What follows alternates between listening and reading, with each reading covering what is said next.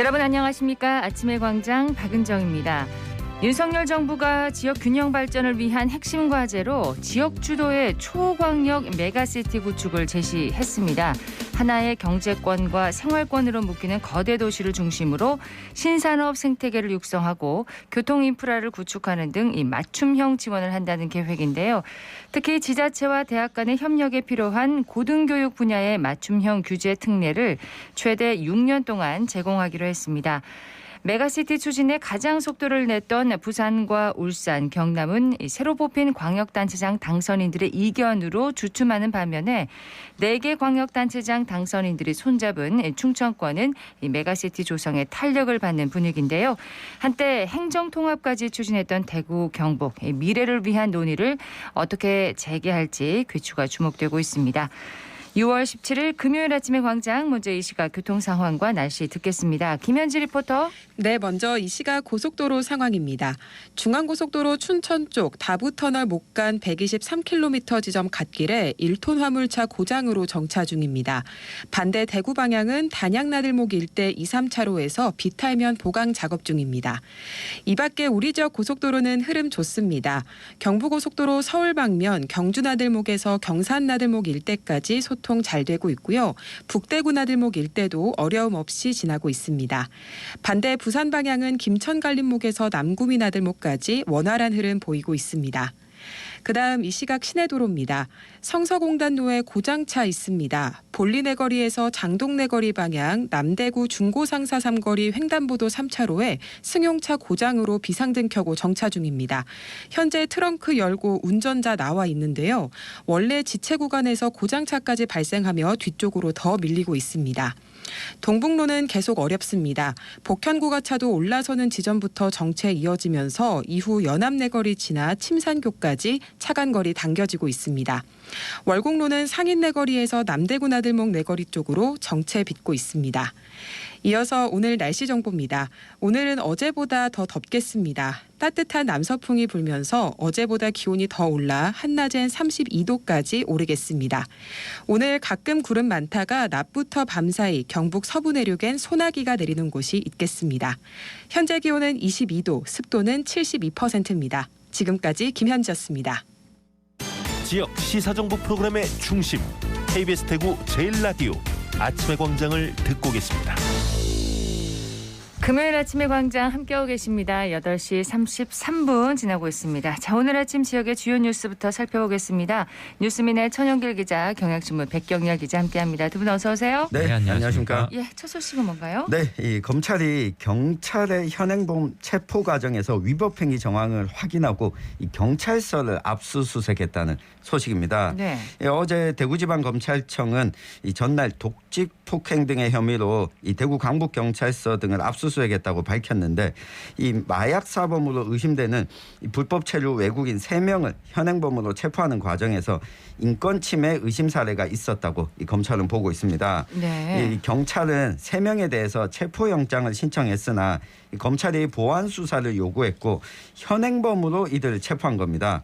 이 경찰은 이 3명에 대한 구속영장을 발부받았지만 현재는 또 석방돼서 출입국 사무소로 신병이 인계가 됐습니다. 예. 이 경찰 쪽에서는 영장을 발부받지 못해서 현행범으로 체포했다고 밝혔고, 이 체포 과정에서 위법 사항은 없었다라고 했는데, 사실 이 소식을 전해드리는 이유가 이 검찰과 경찰이 이 수사권 조정 이후에 네. 이 계속해서 서로 좀 신경전을 벌이고 있는 와중에 일어난 일이란 겁니다. 네. 이 검찰이 경찰을 압수수색하는 일 흔치 않은 않죠. 예, 흔치 않은 일인데, 지금 검찰과 경찰의 수사권 조정 이후에 이 서로 간의 신경전을 넘어서 이제는 이 수사 과정에서 위법 행위가 있었는지 검찰이 살펴보겠다라고 하는 좀 신호로 보여서 앞으로도 좀 기추가 주목됩니다. 이런 일이 자주 일어나지는 않아야 될 텐데. 네. 좀 의외의 일이긴 합니다. 네, 경찰의 수사권의 범위가 좀 넓어지다 그렇죠. 보니까 이 검찰이 여기에 좀 제동을 걸겠다라고 하는 신호로 보여집니다. 네, 다음 소식 듣겠습니다. 네, 어제 뭐 소식 많이 들으셨을 텐데요. 그 대법원이 어제 그 지난해 좀 세간을 떠들썩했던 경북 구미의 3세 여아 사망 사건의 친모가 그 이른바 아이 바꿔치기를 했다는 점이 입증되지 않는다는 판단을 내렸습니다. 대법원 2부는 어제 그 미성년자 약취와 그 사체은닉 미수 혐의로 기소된 성모 씨에 대한 상고심에서 징역 8년형을 선고한 원심을 파기하고 사건을 대구 지법으로 돌려보냈습니다. 네. 재판부는 경찰과 검찰에 이어서 1, 2심이 인정한 범행 시점 등이 증거와 사실관계로 단단히 뒷받침되지 않았다며 추가 심리를 요구했는데요. 피고인 석 씨가 산부인과에서 아이 바꿔치기를 했다는 직접적인 증거가 없어서 추가 심리가 필요하다는 겁니다. 이게 그러면은 원점으로 다시 돌아가는 건가요? 그렇습니다. 이게 지난해 2월 구미 한 빌라에서 숨진 채 발견된 3세 여아의 친모로 밝혀진 성모 씨는 같은 해 4월 미성년자 약취 및 사체은닉 혐의로 기소가 됐습니다.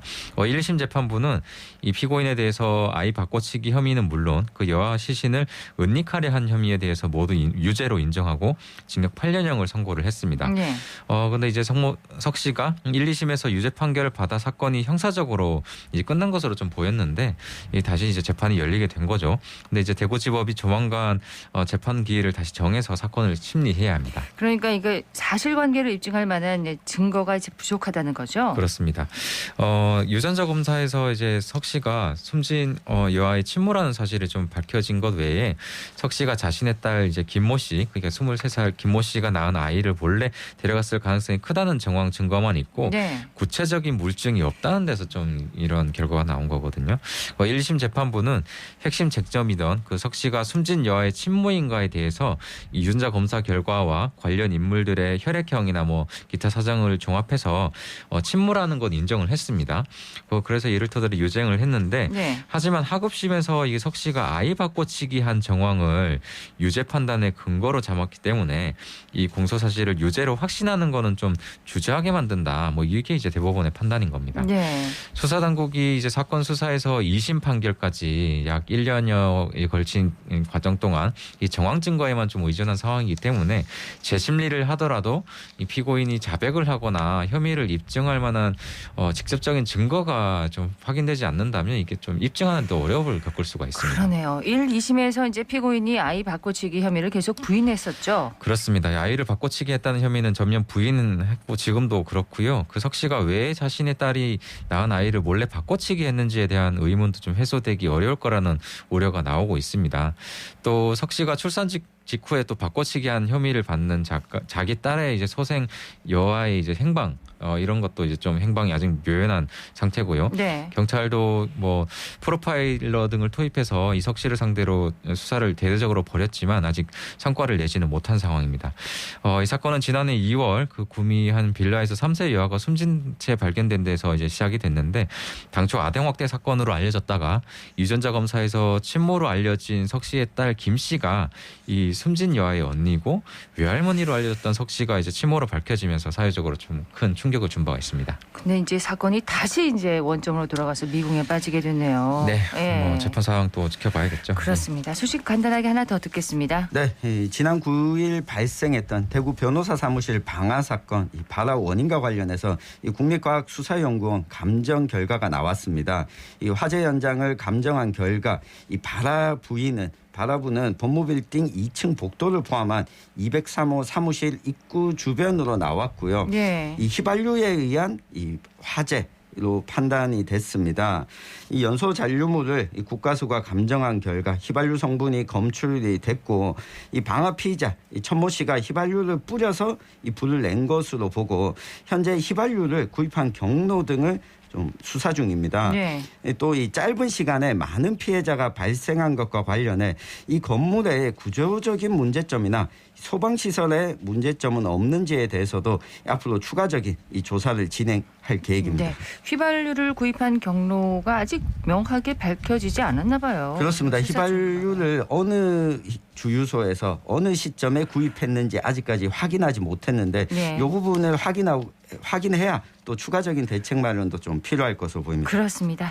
자, 이슈 토크로 넘어가도록 하겠습니다. 오늘 짚어볼 이슈는 뭔가요? 네, 며칠 전 비가 내리긴 했지만 강수량이 그렇게 또 많지는 않았습니다. 기온이 또 오르면서 낙동강의 남조류 개체수가 또 많이 늘어나고 있는데요. 이 곳곳에 녹조띠가 관측되고 있는데 환경단체는 수질 정화와 환경 보존을 위해서 이 낙동강 보개방과 해체를 주장하고 있고 이 반면에 지역 주민들은 농업용수 확보 등을 이유로 또 반대하고 있습니다. 이 반복되고 있는 녹조 문제 다시 한번 좀 짚어보겠습니다. 그렇습니다. 해마다 반복되고 있어요. 날이 더워지면서 불청객 녹조가 다시 찾아왔습니다. 그렇습니다. 공교롭게 또 어제 환경당국이 또 이걸 공식 발표를 했습니다. 예. 낙동강 칠곡보 상류 그리고 강정모룡보 상류 일대에 올해 첫 이제 조류 경보가 내려졌는데요. 대구지방 환경청은 어제 오후 3시를 기해서 이 칠곡보 상류 22km 지점과 강정모룡보 상류 7km 지점 여기서 이제 채수를 하거든요. 채수를 해서 확인을 하는데 네. 여기에 이제 조류 경보 관심 단계가 이제 내려졌다 이렇게 밝혔습니다. 조류 경보 관련 기준을 보면요, 관심 단계는 최근 2주간에 유해 남조류 세포수가 밀리리터당 1,000개 이상이 좀 나와야 되거든요. 이 칠곡보 상류의 경우에는 유해 남조류 세포수가 지난 7일에 1,300여 개, 지난 13일에는 1,400여 개로 소폭 늘었습니다.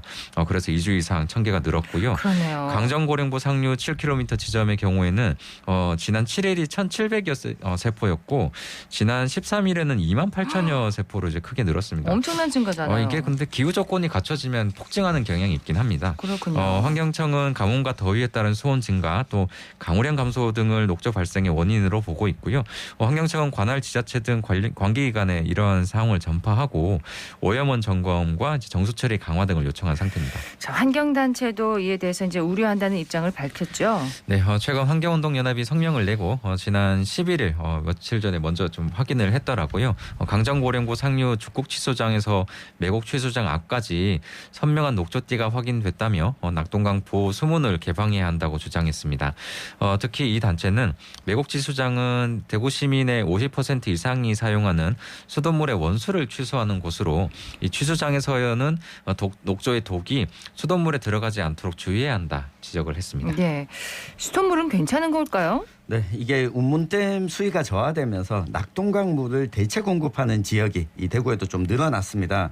때문에 낙동강의 녹조 현상이 나타나는 것이 이 수돗물 안전성과 공급과 관련해서도 좀 불안이 감지되고 있는데요. 네. 15일 기준으로 물환경 정보 시스템을 보면 낙동강 상류의 강정고령보 지점의 유해 남조류 세포수가 지난달에는 밀리리터당 110셀 정도가 관측이 됐는데 지난 7일에는 밀리리터당 1,700셀로 15배 이상 급증했습니다. 구미의 해평 지점에서도 지난달 30일에는 이게 남조류가 관측되지 않았거든요. 네. 근데 일주일 정도 지난 7일에는 밀리리터당 1,300셀이 관측이 됐습니다. 이게 이 녹조 수가 계속해서 좀 늘어나고 있기 때문에 무더위와 더불어서 앞으로도 또 기승을 부릴 것이고 이게 환경단체 쪽에서는 이런 강물로 농사지은 농작물에도 녹조 독성이 축적되면 이 녹조 독성에 시민들이 노출될 수밖에 없다. 우려를 표했습니다. 네. 이 우려를 불식시키기 위해서는 이 낙동강의 치수장과 양수장 구조 개선 사업을 좀 시급하게 마치고 이 보호 수문을 하루빨리 열어야 한다. 이런 주장을 하고 있습니다. 근데 실제로 이제 낙동강에서 재배된 쌀에서 녹조 독성이 검출된 적이 있었잖아요. 네, 환경운동연합이 지난 3월이었습니다. 3월 22일 그 낙동강 하류의 이제 노지 쌀에서 녹조 독성인 마이크로시스텐이 검출됐다라고 발표를 했습니다. 네. 이 전문 연구팀의 의뢰에서 조사한 결과 1kg당 3.18 마이크로그램의 이 마이크로시스텐이 검출됐다는 내용이었는데요. 이게 그 성인이 하루에 300g 정도의 쌀을 먹는다고 가정하면 하루에 한 0.945 마이크로그램의 이 성분을 이제 섭취를 하게 되는 수준인데 네. 이게 그 미국 캘리포니아주 간병병 독성 기준의 2.48배, 또 생식 독성 기준의 8.83배를 초과하는 수준이고 프랑스 생식 독성 기준의 한 15.9배를 초과하는 규모다. 이게 그 환경단체 주장이었습니다. 네. 그 마이크로시스텐의 독성은 청산가리의 약 100배 정도에 이르는 것으로 좀 알려져 있고 국제암연구기관에 의하면 이 물질이 발암물질에 해당된다고 좀 경고를 하거든요. 네. 또 간과 폐, 혈청, 신경, 뇌에 이어서 이 정자와 난자에도 영향을 미칠 정도로 생식 독성을 지닌 것으로 좀 알려지고 있긴 합니다. 근데 이 환경운동연합 연구에 대해서 이제 그 보통 이 쌀을 네. 채취해서 검사를 할 때 쌀을 씻어서 보통 밥을 하는데 이게 그냥 검사한 것 아니냐 이런 의문을 제기한 목소리도 있었잖아요. 그렇습니다. 네. 뭐 이에 대해서 이 조사를 주관했던 이 부경대 식품과학부의 이승준 교수 쪽에서 입장을 좀 밝혔습니다. 이 지역의 정미소나 마트, 농민이 직접 가져온 쌀 등 이 다양한 샘플로 검사를 진행했고 이게 마이크로시스틴은 쌀 안에서 검출되는 것이기 때문에 씻는다고 해서 사라지지 않는다. 그렇군요. 또 이 300도씨 이상으로 열을 가하지 않으면 분해되지 않는다. 이렇게 반박을 했습니다. 이 검사 방법 또한 일반적으로 검증이 됐던 미국 환경부도 인정하는 방식으로 진행했기 때문에 이런 연구 결과에 대해서 틀렸다라고 하는 주장은 잘못됐다. 좀 반박을 했습니다. 이런 독성은 쌀 안에도 남아 있는군요. 그렇습니다. 예. 4대강 보중에서도 물이 갇혀 있는 곳은 녹조가 더 심하다면서요. 그렇습니다. 4대강 사업 후에 지금 한 10년 정도 좀 물이 고여 있는 상주보에 같은 경우에는 최근 4급수 생물인 실지렁이하고 깔따구 유충이 좀 발견되기도 해서 인소지로염에 대한 우려가 있는데요. 완전 개방된 보에 비해서 녹조가 최대 200배 정도 심각했는데 이 상주보의 남조류 개체수가 많다는 건 이 녹조 독성을 생산하는 세균이 그만큼 많이 퍼져 있다는 점을 의미한다는 게 환경단체의 설명입니다. 네. 근데 여기서 지자체들이 수상 레저 사업을 펼쳐서 또 논란이 되고 있습니다. 네, 뭐 상주, 구미, 달성군 등 이 낙동강 인근에 있는 지자체들이 잇따라 수상 레저 사업에 좀 뛰어들고 있는데요. 이 상주시도 낙담보에서 수상 스키, 이 카약, 이 고무보트 등 이 수상 레저 기구를 체험할 수 있는 센터를 운영하고 있습니다. 이에 대해서 일부 전문가들은 녹조로 범벅이 된 4급수의 수질에서는 단순 접촉만으로도 피부병의 원인이 될 수 있다. 이런 경고를 하고 나선 겁니다. 네. 또 녹조의 독소가 미세먼지처럼 공기에서 떠다니다 보니 수상 레저를 즐기는 사람의 호흡기로 들어오면 인체에도 손상을 줄 수 있다. 이 경고를 하고 있습니다. 그렇군요. 이 문제가 생길 여지가 분명히 있는 건데 지자체에서 수상 레저 사업을 하면 안 되는 거 아닌가요? 이런 상황에서는요. 일단 상식적으로 그렇게 좀 생각할 수가 있을 것 같습니다. 하지만 우리나라에서는 지금 그 레저 활동의 녹조 독성 허용 기준은 물론이고 그 식품의 녹조 독성 또 마이크로시스틴의 잔류 기준도 아직 없거든요. 그 식품의약품안전처는 이달 말까지 일단 그 식품의 녹조 독성 잔류를 측정하는 방법을 정할 계획이라고 밝히고 있습니다. 네. 4대강 보호 건설부터 이어지는 환경단체와 또 지역 주민들의 갈등도 여전히 지금 현재 진행형인 거죠? 맞습니다. 환경단체는 수질 정화, 환경 보존을 위해서 보를 개방하고 해체 수순으로 가야 한다. 이런 주장을 하고 있는데 여전히 이 지역 주민들 대다수는 농업용수 확보 등을 위해서 또 반대하고 있습니다.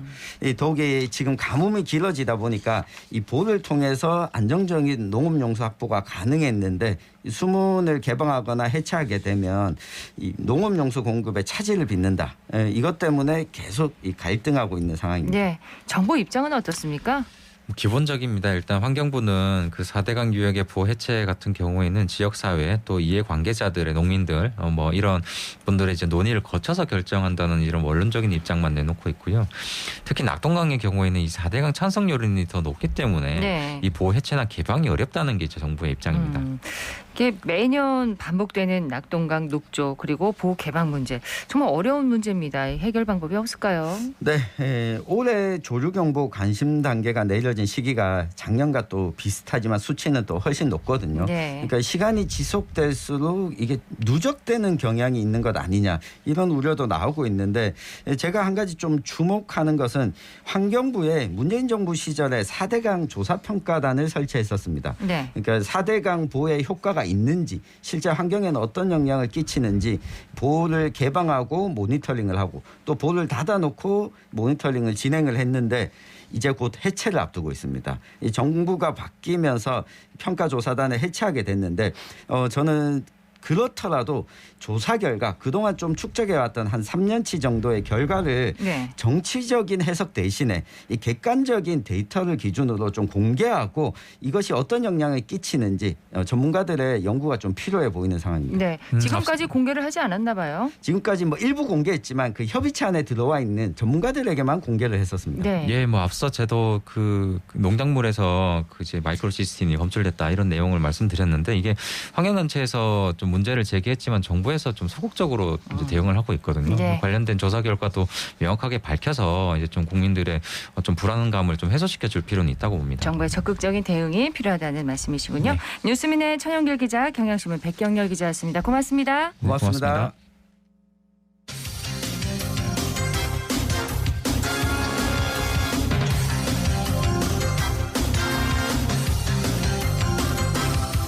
금요일 아침의 광장입니다. 8시 50분 지나고 있습니다. 거리두기는 이제 풀렸지만 코로나19로 힘들었던 몸과 마음은 완전히 회복되지 않은 분들 많이 계실 겁니다. 대구 중앙도서관에서 성인들의 우울과 불안 치유를 돕는 마음 치유 프로그램을 운영하고 있다고 하네요. 안세진 리포터 현장 다녀왔다고요? 네, 중앙도서관은 6월 한 달 동안 코로나19 지속으로 인한 심리적 불안과 우울을 해소할 수 있는 성인 마음치유 특별 프로그램을 운영하고 있습니다. 매주 수요일에는 그림책을 통해 지친 마음을 치유하는 그림책 한 모금 마시고 쉬어가세요 프로그램이 있고요. 네. 목요일에는 향기로운 아로마 오일을 통해 몸과 마음의 건강을 함께 증진하는 내 마음을 위한 힐링 아로마 테라피가 진행되고 있습니다. 저는 이 중 아로마 테라피 수업이 열리는 현장을 찾았는데요. 치유에 효과가 있는 향을 맡아보고 자신만의 향수를 만들어보는 수업이 열리고 있었습니다. 현장 소리로 만나보시죠. 감정이나 기분이 있어서 보면은 좋은 향기를 맡았을 때는 굉장히 스트레스 완화라든지 이런 것들이 많이 되기도 합니다. 사실은 뇌는 이 오렌지 껍질이 터지는 향을 맡을 때 뇌에서 행복을 느끼는 거예요. 우리는 행복을 멀리서 찾으려고 해요. 우리 인간들은요. 만들려고 하고요. 그런데 그때 뇌를 봤을 때 오렌지 향을 맡을 때 뇌에 보면요. 도파민이 생성이 굉장히 많이 됩니다. 천연으로 만드는 향수인데요. 꽃향을 숙성을 해서 제가 가지고 왔습니다. 내가 가장 기분이 좋았던 향을 한 가지를 뽑으세요. 1번을요. 그래서 여기에다가 3방울을 넣으시는 겁니다. 그래서 항상 내 기분 전환에 좋게 나만의 향수를 만들어 가는 거예요.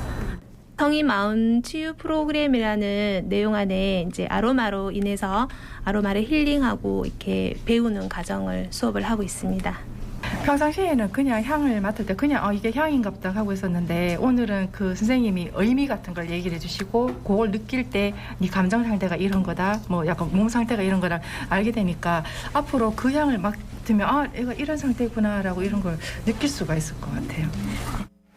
뭔가 심신 안정에 이 아로마 테라피가 도움이 될 것 같습니다. 네, 수업에서 레몬과 오렌지, 유칼립투스, 페퍼민트 등 다양한 아로마 오일의 향을 맡아볼 수 있었는데요.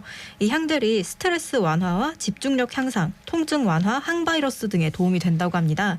저도 현장에서 실제로 향을 맡아보니까 스트레스가 싹 날아가는 느낌이 들더라고요. 정말요? 수업을 찾은 시민들도 향을 맡으면서 쌓였던 피로를 풀고 갈 수 있었다고 전했는데요. 수업을 진행한 박민정 강사와 시민들의 소감도 함께 들어보시죠. 아로마 향기를 맡음으로써 몸과 마음의 표면적인 증상을 완화시키고 특히 신경계나 내분기에 영향을 주기 때문에요. 우리가 정신적으로 육체적으로 부조화를 개선시킬 뿐만이 아니라 행복감과 균형과 안정감을 찾을 수 있는데요. 병원에서도 많이 사용을 하는 부분 중에 하나이기도 하지만은 오늘 또한 이렇게 참여자들의 마음에 있어서 특히 마음 챙김에 큰 영향을 주기도 합니다. 특히 스트레스로 인해서 이제 좌절을 극복할 수 있는 것들이 좋은 향을 맡았을 때 자신에 대한 자존감이나 자아 존중감이 높아지다 보니 타인에 대해서도 좀 더 개방적이고 대인관계 소통에 있어서 굉장히 좋습니다. 평소에 몸이 좀 무겁고 피로하고 좀 잠이 좀 안 오고 하니까 항상 피곤한 상태였어요. 지금도 그랬어요. 그런데 이거 먹고 나면 좀 좋아져요. 이런 기회가 있어가지고 수업을 들었다 되는 게 굉장히 행복한 것 같고 계속 이렇게 좋은 수업을 주시면 고맙겠습니다. 앞으로 향을 맡을 때 그냥 의미 없는 향이 없을 것 같아요. 그래서 되게 좀 생각을 하면서 느낄 수 있을 것 같아요. 네. 이렇게 시민들을 위한 다양한 프로그램들이 열리고 있으니까 도서관을 더 많이 찾게 될 것 같아요. 네, 이렇게 지친 시민들이 도서관에서 책과 함께 쉬어갈 수 있고 또 이런 마음치유 프로그램을 통해서 신체적, 정신적 안정도 찾을 수 있으니까 일석이조의 효과를 누릴 수 있겠더라고요. 그럼요. 중앙도서관은 앞으로도 시민들이 도서관에 지속적으로 관심을 가질 수 있도록 다양한 시민 참여 프로그램을 준비 중이라고 하는데요. 중앙도서관 여주화 주무관을 통해 이번 성인 마음치유 프로그램에 대한 소개와 함께 앞으로 열릴 다양한 프로그램에 대한 소개를 들어봤습니다. 먼저 그림책 한 모금 마시고 쉬어가세요는 따뜻한 이야기를 담은 8권의 그림책을 읽고 각 그림책과 연관된 테라피 활동과 마음 나누기를 통해 지친 마음을 치유하고 행복한 삶을 이끌어갈 수 있는 프로그램입니다. 그리고 내 마음을 위한 힐링 아로마 테라피는 천연 아로마 에센셜 오일을 활용한 여러 가지 테라피 활동을 통해 몸과 마음을 치유하고 스트레스 해소와 자존감 향상 등 몸과 마음의 건강을 함께 증진하여 자신을 돌볼 수 있는 힘을 얻어갈 수 있는 프로그램입니다. 이번에 준비한 마음치유 프로그램을 통해 지치고 힘든 마음을 따뜻한 그림책과 은은한 아로마 향기로 치유하여 일상으로 다시 나아가기 위한 힘을 얻으셨으면 합니다. 여름방학이 다가오는데요. 여름방학을 맞이해서 역사 관련 프로그램과 환경 관련 프로그램 등 아이들이 방학을 알차게 보낼 수 있는 다양한 방학 특강 프로그램을 마련 중에 있습니다. 또한 아이들을 위한 마음치유 프로그램도 함께 준비하고 있으니 홈페이지를 보고 많은 참여 부탁드립니다. 앞으로도 시민 여러분을 위해 더욱 다채로운 프로그램을 운영할 예정이니까요. 대구 시민 여러분의 애정어린 관심 부탁드립니다. 네, 이번 성인 마음치유 특별 프로그램을 통해서 몸과 마음이 지친 시민들이 중앙도서관을 찾아 힐링의 시간 가지시면 좋겠습니다. 네, 또 방학 때는 어린이와 학생들을 위한 특별 프로그램도 운영된다고 하니까 홈페이지 한번 참고하시면 좋겠네요. 네, 그렇습니다. 안세진 리포터 잘 들었습니다. 네, 고맙습니다. 오늘 대구 경북 지역 구름이 가끔 많겠습니다. 경북 서부 내륙 지역에는 대기 불안정으로 낮부터 밤 사이에 곳에 따라 소나기가 내리는 곳이 있겠습니다. 예상 강수량은 5에서 30mm 정도고요. 낮 기온은 27도에서 33도 분포로 어제보다 3, 4도 가량 높아서 덥겠습니다. 한동안 주춤하던 더위가 다시 기승을 부리면서 올여름 무더위가 본격적으로 시작될 것으로 보입니다. 아침의 광장 오늘 순서 여기까지입니다. 박은정이었습니다. 고맙습니다.